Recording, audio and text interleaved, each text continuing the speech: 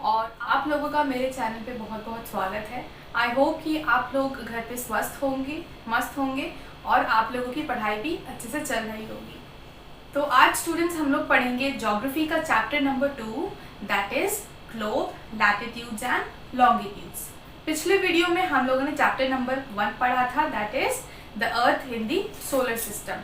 तो इस चैप्टर के ऊपर हम लोग ग्लोब के बारे में फोकस करेंगे और ग्लोब के बारे में अच्छे से पढ़ेंगे कि व्हाट इज ग्लोब। तो स्टूडेंट्स चलिए आज का चैप्टर नंबर 2 शुरू करते हैं with some important points.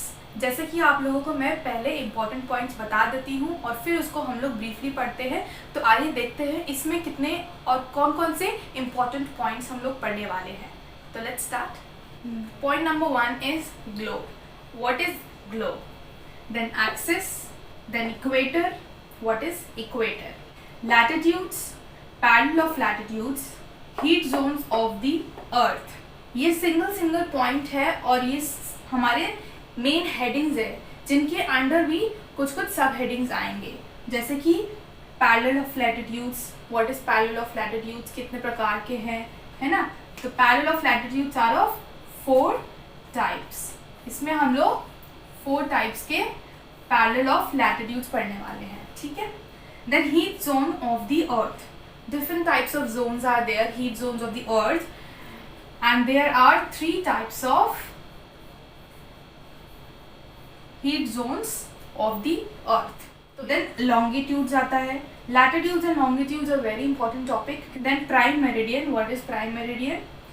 Indian standard time. Indian standard time. Alright, तो these are the important topics जिसके बारे में हम लोग ब्रीफली पढ़ने वाले हैं। तो शुरुआत करते हैं point number 1, that is globe. तो स्टूडेंट्स अगर आप लोगों को पिछले वीडियो में कोई भी दिक्कत है तो मुझसे इस वीडियो में भी आप कमेंट करके पूछ सकते हैं। अगर इस चैप्टर में भी कोई दिक्कत आती है तो नीचे कमेंट बॉक्स में पूछ सकते हैं आप लोग। What is globe? इस पॉइंट को स्टार्ट करने से पहले एक इंट्रोडक्शन लेंगे हम लोग जो आपकी बुक से होगा। So please open your books. Globe, latitudes and longitudes. First 3 lines देखेंगे हम लोग। Firstly, in the previous chapter you have read that our planet earth is not sphere. जैसे कि आप लोगों को मैंने पिछले वीडियो में बताया था, पिछले चैप्टर में बताया था that our earth is not sphere, it is not circular, it is flattened from top and bottom. So आगे पढ़ते हैं। It is slightly flattened at north and the south poles. अब ये नॉर्थ एंड साउथ पोल्स क्या होते हैं इसको figure से समझते हैं। सपोज ये हमारा अर्थ है, तो what are north pole and south pole? The either of the side, जो हमारा जो ईदर साइड्स है, that is this part and this part. ये हमारा ऊपर वाला पार्ट है, ये हमारा बॉटम वाला पार्ट है, नीचे वाला पार्ट है।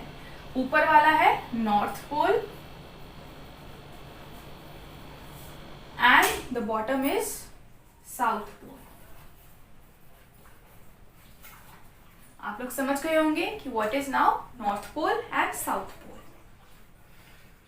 And bulge in the middle. आगे पढ़ते हैं।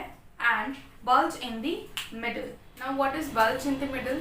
लाइक आप लोगों ने मेरी गो राउंड झूला झूला होगा। मेरी गो राउंड में क्या होता है, नीचे हम लोग बैठते हैं और वो जोर जोर से घूमता है, राइट? लाइकवाइज जब हम लोग मेरी गो राउंड में घूमते हैं, जो प्रेशर होता है वो ज़्यादा एजेस पे होता है। एजेस मतलब ये रादर दैन बीच में। उसका जो ऐसे होता है मेरी गो राउंड और उसके ऊपर एक वो होता है, ठीक है? नाउ व्हाट हैपन्स, जो प्रेशर होता है वो ज़्यादा एजेस पे होता है रादर दैन सेंटर में, ठीक है? जिसकी वजह से इसके ऊपर ज़्यादा भार पड़ता है और वो दब जाता है। इतना आसान भाषा में समझ जाइए कि बल्ज इन द मिडल मतलब थोड़ा उसके ऊपर ज़्यादा भार है, क्योंकि जब वो स्पिन करता है, अब मेरी गो राउंड भी स्पिन करता है, घूमता है, और अर्थ भी हमारा स्पिन करता है, ठीक है? जब वो स्पिन करता है तो उसका भार कहाँ पड़ता है? उसके एजेस पे पड़ता है, उसके कॉर्नर्स पे पड़ता है। एजेस मतलब जो ये साइड्स हैं, ठीक है? Edges means sides. इसकी वजह से वो ज़्यादा भार उसके ऊपर पड़ता है और वो थोड़ा दब जाता है, ठीक है? इतना समझ में आ गया? नाउ आगे देखते हैं। You may look at the globe carefully in your classroom to get an idea. Now किस किस ने ग्लोब देखा है? अब जिन्होंने ग्लोब देखा है तो वो समझ ही गए होंगे what is globe now. Globe is a true representation of the earth. ठीक है, ग्लोब क्या है? अगर हम लोग अर्थ के बारे में स्टडी करना चाहते हैं, देखना चाहते हैं कि कैसा होता है अर्थ, तो हम लोग कैसे देख पाएंगे? सो नाउ ग्लोब क्या होता है? It is a true model और a miniature of the earth. ठीक है, वो हमें वैसा ही दिखाता है मॉडल जैसा कि रियल अर्थ होता है। ठीक है, उसका एक छोटा मॉडल होता है। ठीक है, सो नाउ यहाँ पे डेफिनेशन दिया है, globe is a true model और miniature form of the earth. ठीक है, नाउ व्हाट इज ग्लोब समझ गए आप लोग? अब इसमें भी कुछ पॉइंट्स हैं, वो आगे देखते हैं। Now globes are of different sizes. Globe is not of a single size, सिर्फ एक साइज का नहीं होता है, it is of varying size, different sizes. छोटा होता है, बड़ा होता है, मिडिल होता है। अगर आपको ग्लोब के साथ ट्रैवल करना है, उसको लेके जाना है एक जगह से दूसरी जगह, तो बड़ा ग्लोब इज नॉट सूटेबल, तो उसके लिए आता है पॉकेट साइज या छोटा ग्लोब, जो हम लोग इजिली ट्रैवल कर सकते हैं जिसके साथ। ठीक है, नाउ जैसे कि हम लोगों ने अभी बात किया कि globe is not, globe spin करता है, घूमता है, इट इज नॉट फिक्स्ड। कैसे स्पिन करता है? वो अपने एक्सिस पे स्पिन करता है। अब now what is axis? Axis is a imaginary line on which the earth rotates on it's fixed path. ठीक है, अब क्या होता है, आप लोगों ने अगर बुक्स खोल रखे होंगे तो लेफ्ट साइड में एक फिगर दी गई होगी ग्लोब की। आप लोग उसको देखेंगे तो समझ जाएंगे कि कैसा होता है globe, and it is not fixed, it moves, it spins. What is now axis? Globe पढ़ लिया हमने। ठीक है, अब now what is axis? Now axis कैसे हम लोग ड्रॉ करते हैं? आप लोगों को फिगर में, जिनके पास बुक्स है, आप लोगों को एक नीडल टाइप आप लोगों को दो लाइंस दिख रही होंगी ऊपर और नीचे, तो वो एक्सिस को रिप्रेजेंट कर रहा है। उसको कैसे ड्रॉ करते हैं हम लोग? बीचों बीच जाएगा, जो ऐसे जाएगा, है ना, which is dividing the earth into two parts। ठीक है, वो डिवाइड कर रहा है, आधा इधर आधा इधर, वो बीच से जा रहा है। ठीक है, अब नाउ ये ज्वाइन होगा,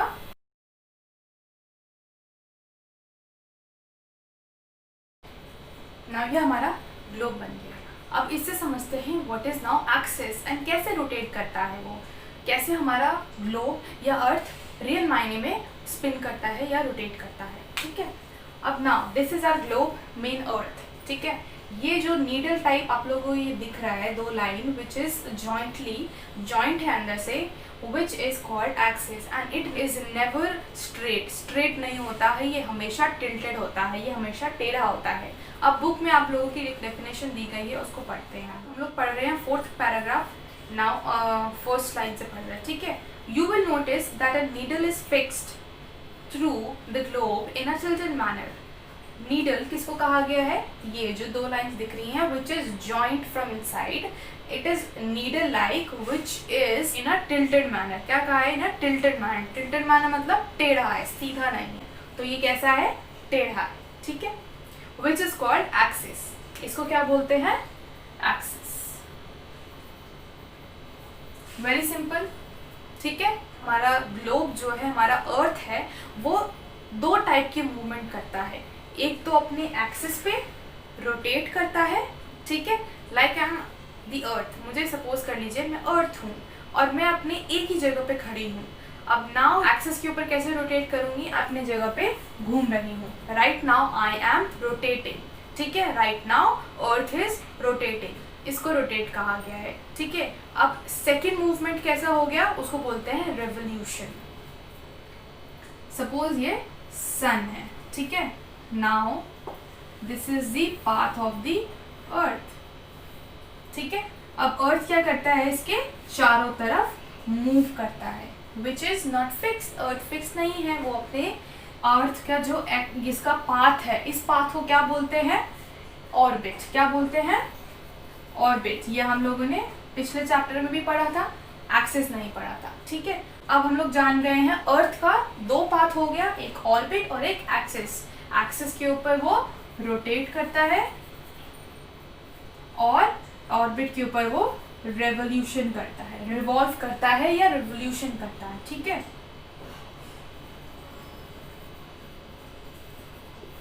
दो तरह के मूवमेंट हो गए, रेवोल्यूशन एंड रोटेट, ठीक है। अब नाउ कैसे अर्थ रियल मायने में मूव करता है, कैसे रोटेट करता है, ये जो दोनों चीज़ है रोटेट और रेवोल्यूशन, दोनों एक साथ करके वो चक्कर काटता है सन का। नाउ कैसे, like suppose I am the earth, ठीक है, मैं रिवॉल्व भी करूंगी सन के चारों तरफ और रोटेट भी करूंगी। नाउ कैसे, मैं तो अभी मैंने जो आपको एग्जांपल दिया था, मैं मूव नहीं कर रही थी, मैं एक फिक्स पोजीशन पे थी, लेकिन अब अपने एक्सिस पे भी घूम रही हूँ और अपने ऑर्बिट पे भी घूम रही हूँ, दो मूवमेंट एक साथ कर रही हूँ, ठीक है। समझ गए आप लोग। हम लोग ग्लोब के ऊपर क्या क्या देख सकते हैं, आप लोगों को पता ही होगा, डिफरेंट कंट्रीज हो गए, डिफरेंट ओशंस हो गए, डिफरेंट कॉन्टिनेंट्स हो गए, ये सारे हम लोग ग्लोब पर इजीली देख सकते हैं। लार्ज स्केल पे जो हमारे एरियाज होते हैं वो हम इजीली देख सकते हैं, बट जो हमारे स्मॉल टाउन्स हो गए, गलीज हो गए, या रिवर्स हो गए, या हमारा घर हो गया, they can not be found on the globe, क्योंकि वो बहुत छोटे स्केल पे होते हैं। बट जो भी मार्क्ड होता है ग्लोब पे, that is countries, oceans, they are of correct size and shape. Now जो हमारा एक्सिस है, ये हमारे अर्थ पे दो पॉइंट पे टच करता है। जो पॉइंट्स है, जो एक्सिस टच कर रहा है हमारे अर्थ को, they are called poles. What they are called? Poles, ठीक है। This is the one pole and this is another pole. क्या बोलते हैं इसको? North pole and south pole. पहले भी आपको बताया था, है ना, it is north pole and it is south pole. Alright, now हमारा अर्थ स्पिन करता है, स्पिन करने का भी कोई डायरेक्शन होगा, तो व्हाट इज द डायरेक्शन? किस डायरेक्शन में हमारा अर्थ मूव करता है या स्पिन करता है? Which is west to east. अब हम लोग डायरेक्शन की हेल्प से समझते हैं। West, this is now our direction. Now suppose ये हमारा अर्थ है, ठीक है, वेस्ट साइड कौन सी होगी?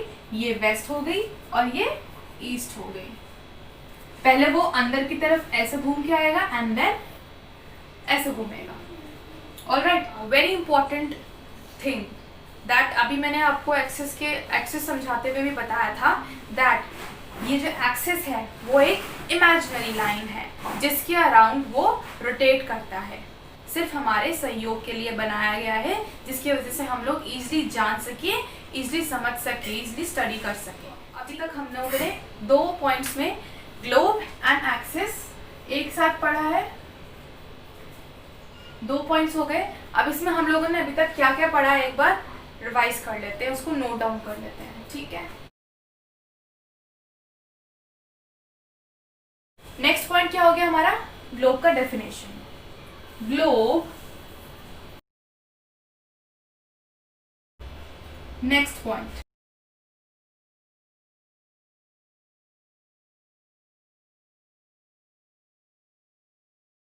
ये 4 पॉइंट्स हो गए हमारे ग्लोब से रिलेटेड। यहाँ पे ग्लोब के पॉइंट्स खत्म, अब एक्सिस के पॉइंट्स पे आते हैं। फर्स्ट पॉइंट क्या हो गया? डेफिनेशन की, ठीक है। देन नेक्स्ट सेकंड पॉइंट,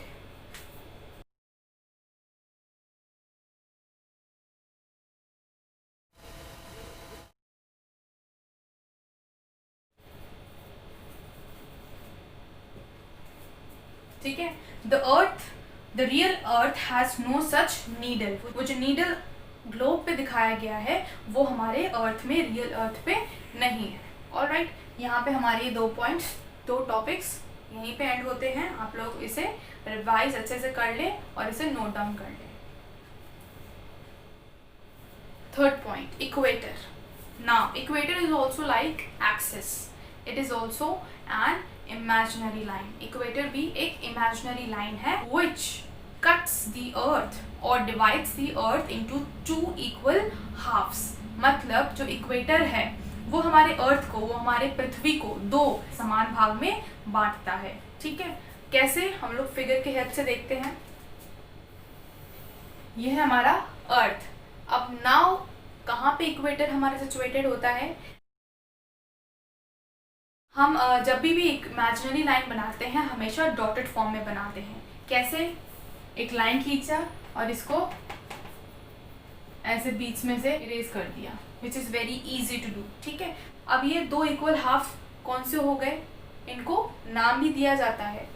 ये हमारा नॉर्थ रीजन हो गया, ये हमारा साउथ रीजन हो गया, ठीक है। इसको क्या बोलते हैं, नॉर्दर्न हेमिस्फीयर, और इसको बोलते हैं सर्दर्न हेमिस्फीयर। ऑलराइट, अगर हम लोग 3D फॉर्म में देखें, हम लोग ग्लोब की बात करें तो it is a imaginary circular line which divides the earth into 2 equal halves. इसमें कैसे बनाएंगे, यहाँ से लेंगे और ये ऐसे, ताकि ये 3D फॉर्म में लगे। ये आधा इधर है आधा उधर है, ठीक है। ये आधा सेमी सर्कल हो गया, आधा सेमी सर्कल उधर चला गया। Is also important to locate points on the earth. अब एक क्वेश्चन आता है कि how do we locate points on the earth. हम लोग लोकेट कैसे करेंगे, ये जगह यहाँ है। हम लोग कोई भी एक सिटी चूज कर लेते हैं इंडिया के अंदर, सपोज रायपुर हम कैसे लोकेट करेंगे। कैसे इतने छोटे ग्लोब पे या इतने बड़े अर्थ पे हम लोग कैसे लोकेट कर सकते हैं कि कौन सा जगह कहाँ पे है। This equator also helps us to locate points on the earth. All these lines, ये जो लाइन्स है, हम लोग आगे लैटिट्यूड एंड लॉन्गिट्यूड भी पढ़ेंगे। They are all lines and these lines are measured in degrees की सहायता से हम लोग इसे मेजर करते हैं। And further it is divided into minutes and seconds, ठीक है। डिग्री के बाद हम लोग मिनट्स में भी इसको कैलकुलेट कर सकते हैं एंड उसके बाद सेकेंड्स में भी कैलकुलेट कर सकते हैं। So first of all let us know what is the degree of these lines. Equator का क्या होता है degree, it's always 0 degree and 0 degree.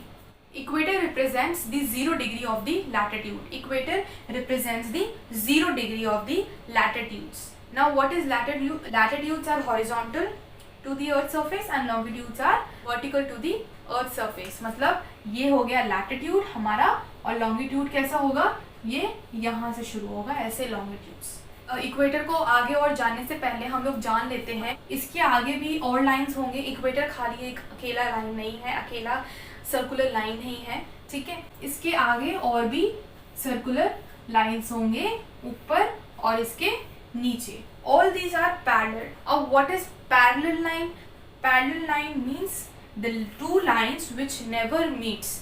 2 line जो कभी मिलते ना हो, कभी भी नहीं मिले, that are called parallel lines. Like आप लोगों ने रेलवे ट्रैक्स देखा होगा, वो कभी मीट नहीं करते हैं, ठीक है। आगे जाके वो चलते जाते। दे आर ऑलवेज पैरेलल और सेम डिस्टेंस रहता है 2 लाइन के बीच में, वो कभी कम नहीं होता है या ज़्यादा नहीं होता है, ठीक है। वो सेम डिस्टेंस पे दोनों रहते हैं। All the parallel circular lines from the equator, यहाँ से इक्वेटर से लेके पोल्स तक, ईदर ऑफ द पोल, ऊपर या नीचे, either of the pole are called parallel of latitudes, ठीक है। ये हमारा हो गया 5th पॉइंट, थोड़ा सा इंक्लूड हो गया यहाँ पे। इसको क्या बोलते हैं, parallel of latitudes.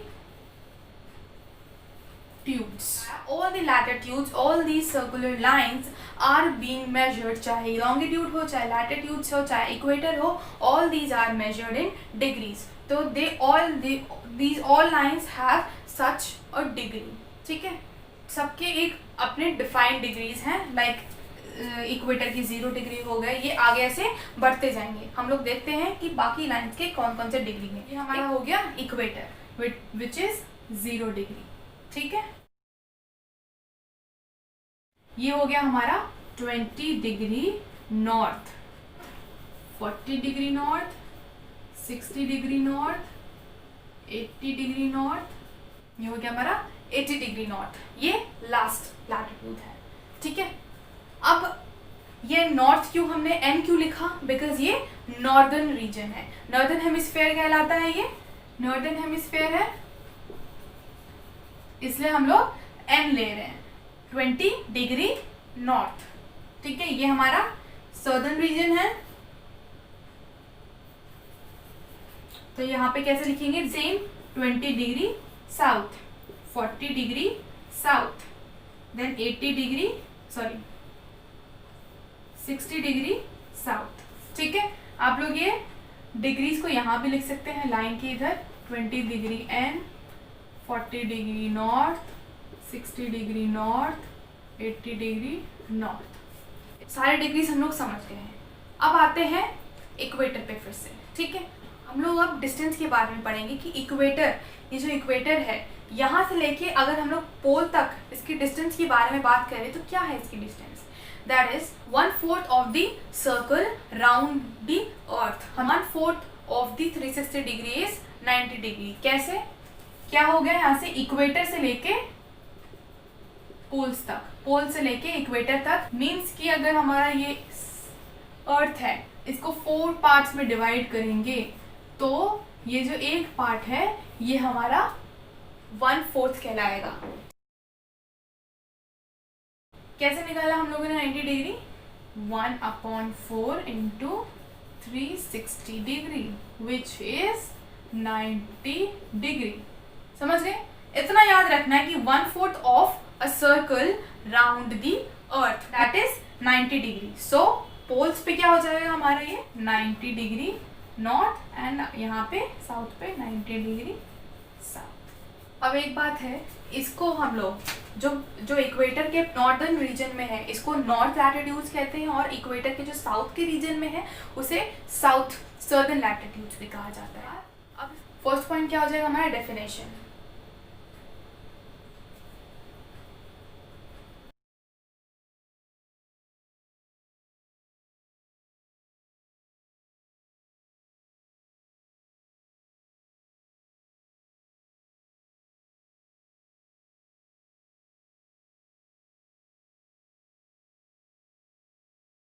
Which 90 degree represents the pole, either of the pole। ये हमारे इंपॉर्टेंट पॉइंट्स हो गए जो हम लोगों ने अभी पढ़ा था। नेक्स्ट पॉइंट पे आते हैं हम लोग अब पैरेलल ऑफ लैटिट्यूड्स पे। Now fifth point, parallel of latitude से आने से पहले एक पॉइंट छूट रहा है, दैट इज लैटिट्यूड्स। लैटिट्यूड्स क्या है, ज़्यादा कुछ पढ़ने को है नहीं इसमें। A latitude is a horizontal circular line, और हॉरिजॉन्टल लाइन ऐसा होता है, हॉरिजॉन्टल लाइन होता है, और लॉन्गिट्यूड क्या होता है, वर्टिकल लाइन होता है, which helps us to locate points on the earth and it is also called point of line. ठीक है, पॉइंट ऑफ रेफरेंस या पॉइंट ऑफ लाइन भी कहा जाता है। इसमें हम लोग 4 टाइप के पैरेलल ऑफ लैटिट्यूड्स पढ़ेंगे। First is tropic of Cancer, second is tropic of Capricorn, third is Arctic circle and fourth is Antarctic circle. अब इसके बारे में पढ़ते हैं ये क्या है। अब एक तरफ हम लोग फिगर भी बना लेते हैं ताकि दोनों को रिलेट कर पाए। सबसे पहले इक्वेटर बनाएंगे, ठीक है, विच इज 0 डिग्री। ना अब ये लैटिट्यूड है तो इसको भी हम लोग मेजर करेंगे, और मेजर किस में होगा, ये डिग्रीज में होगा। तो इसका जो डिग्री है वो है 23.5 degree north, tropic of Capricorn. इसका क्या है डिग्री, सेम डिग्री है but the direction will change, 23.5 degree south, मतलब ये नॉर्थ पोर्शन का हो गया और ये साउथ पोर्शन का हो गया। नाउ थर्ड आर्टिक सर्कल, इसका क्या डिग्री है, 66.5 degree north, and last Antarctic circle which is 66.5 degree south. अब इसको हम लोग रिप्रेजेंट कैसे करेंगे इस पे, ये हो गया ट्रॉपिक ऑफ कैंसर और ये ट्रॉपिक ऑफ कैप्रिकॉर्न।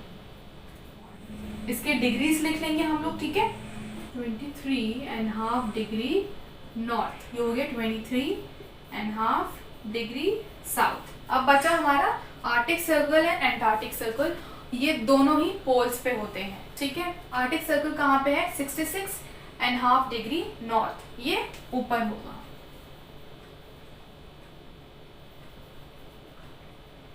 और ये नीचे, ठीक है। ये पोल्स हो गए हमारे, ये हो गया आर्टिक सर्कल, ये हो गया एंटार्क्टिक सर्कल। अब इसके भी डिग्रीज लिख लेंगे हम लोग 7 बाय 7, 66.5 डिग्री नॉर्थ एंड ये हो गया 66.5 डिग्री साउथ। बस इतना ही हमें इसमें पढ़ना है कि what are parallel of latitudes, 4 important parallel of latitudes, और इनके नाम भी बहुत अच्छे से याद होना चाहिए, ट्रॉपिक ऑफ कैंसर, उसके डिग्री, ठीक है। और ये फिगर हमें आगे नेक्स्ट पॉइंट में हेल्पफुल होगा, इसलिए मैं अभी इसको इरेज नहीं करूंगी।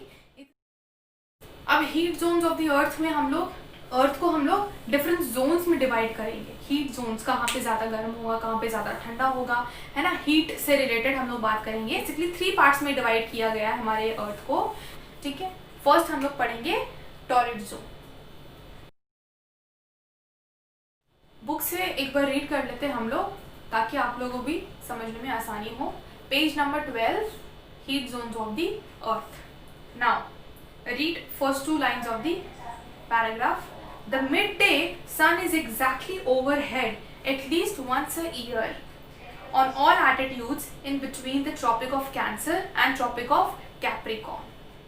This area therefore receives the maximum heat and is called the torrid zone. अभी फर्स्ट 2 लाइन्स क्या कह रहा है कि जो हमारा जो सन रेज है या मिड डे सन लाइट है, जो लाइट है वो एग्जैक्टली ओवरहेड रहता है, मतलब सिर के ऊपर।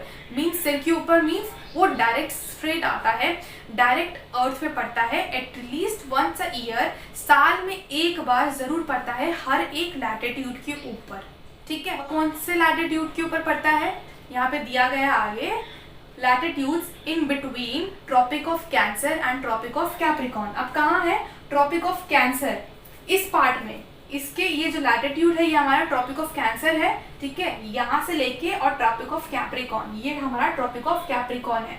यहाँ से लेके यहाँ तक इनके बीच में जितने भी लैटिट्यूड्स है उस पे सनलाइट का डायरेक्ट रहता है, डायरेक्ट रेज रहता है, ठीक है। ये हो गया हमारा सन के जो है डायरेक्ट रेस पड़ते हैं इसके ऊपर। एटलीस्ट वंस अ ईयर, साल में एक बार जरूर पड़ता है हर एक लैटिट्यूड के ऊपर, ठीक है। जो डायरेक्ट सनलाइट पड़ता है उसकी वजह से यहाँ पे सबसे ज्यादा मैक्सिमम हीट रहता है, and because of the maximum heat ये रिसीव करता है, इसलिए इसको टॉरिड जोन कहा गया है।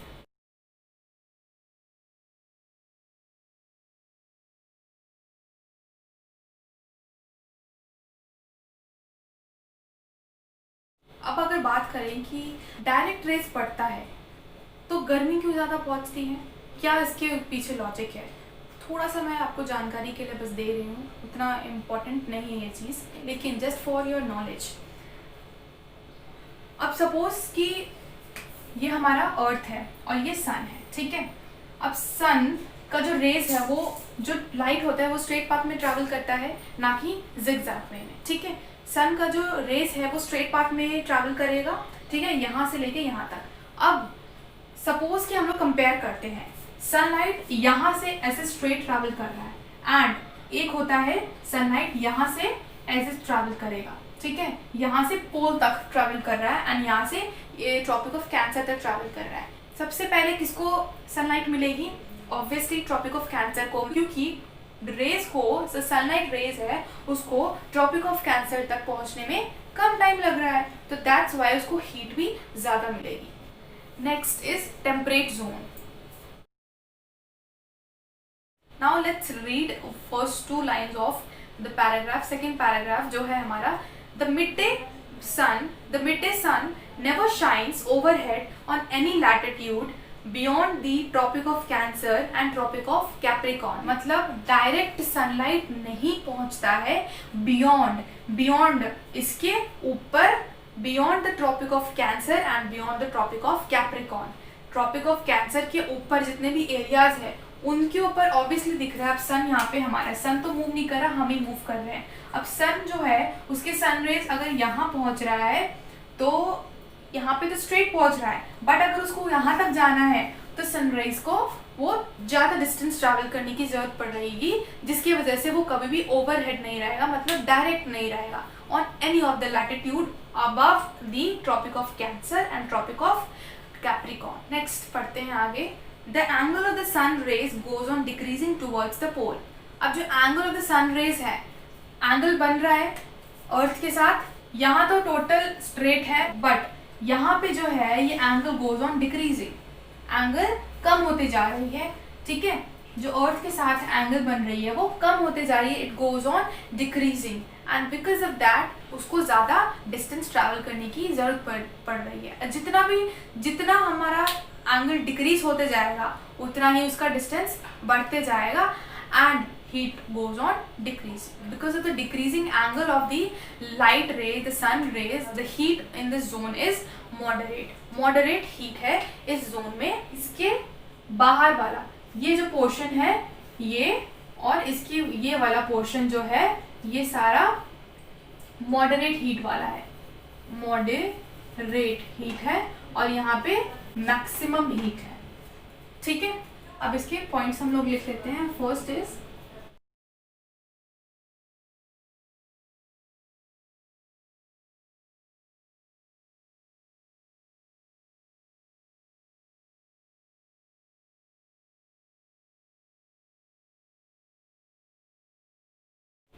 नेक्स्ट पॉइंट आते हैं फ्रिज जोन पे।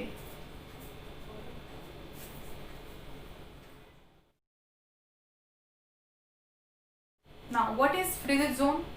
Let us read out. Areas lying between the Arctic Circle and the North Pole in the northern hemisphere and the Antarctic Circle and the South Pole in the southern hemisphere are very cold. अब क्या बोल रहे हैं? The areas between the Arctic Circle and the North Pole and the Antarctic Circle and the South Pole are very cold. ठीक है, ये first point हो गया हमारा।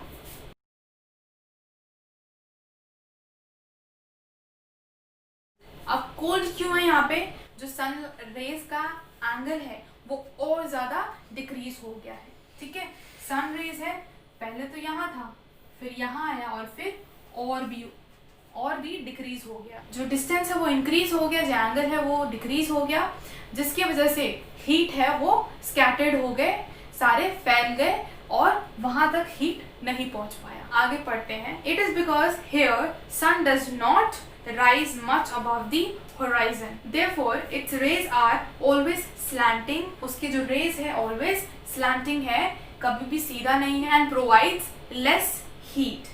These are therefore called frigid zone or very cold zones. ठीक है,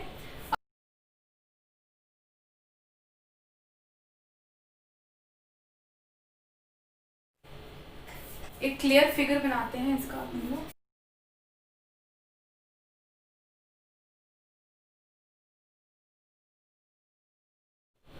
ये हो गया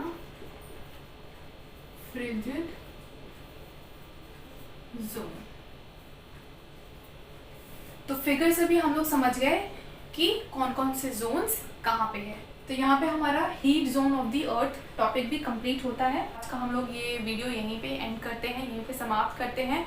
बाकी का जो रिमेनिंग पोर्शन है वो हम लोग नेक्स्ट वीडियो में पढ़ेंगे, ताकि आप लोग अच्छे से रिवाइज कर सके। इतना अभी हम लोग ने 6 मेन पॉइंट्स पढ़ लिए हैं, बाकी जो 3 रिमेनिंग टॉपिक्स है वो हम लोग नेक्स्ट वीडियो में पढ़ेंगे। इसको आप लोग अच्छे से रिवाइज करेंगे, तभी आप लोगों को आगे भी अच्छे से समझ में आएगा। मिलती हूँ नेक्स्ट वीडियो में फिर, तब तक stay home, stay safe, all the best, bye bye.